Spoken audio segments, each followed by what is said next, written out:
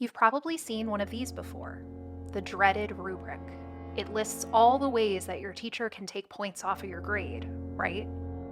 Well, that's not what a rubric should be.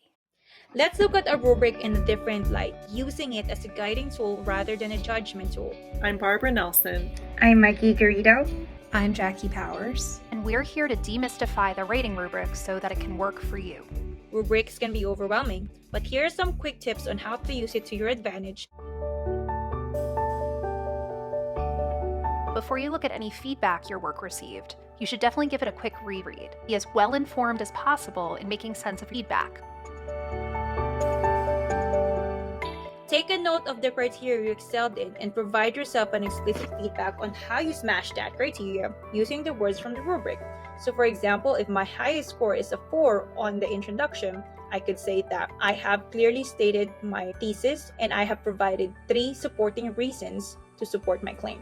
This ensures that you understand what you did well, and even better, what you can replicate on your next piece of writing.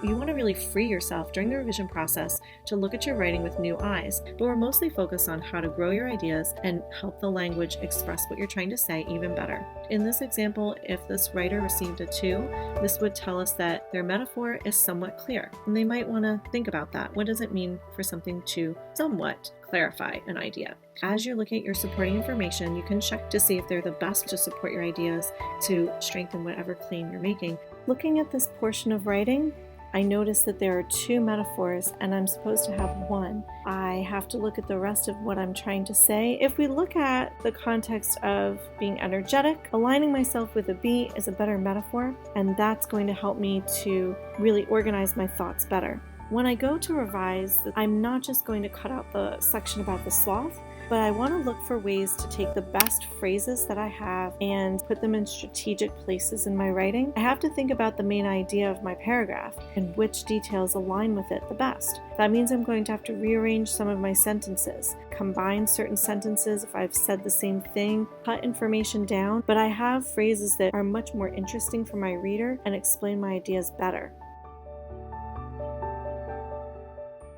A rubric can serve as a final checklist for your writing, ensuring that you fulfilled all requirements and fixed anything that could distract your reader from your intended message. We hope that these steps have encouraged you to use rubrics as just one of many resources that can empower you as a writer.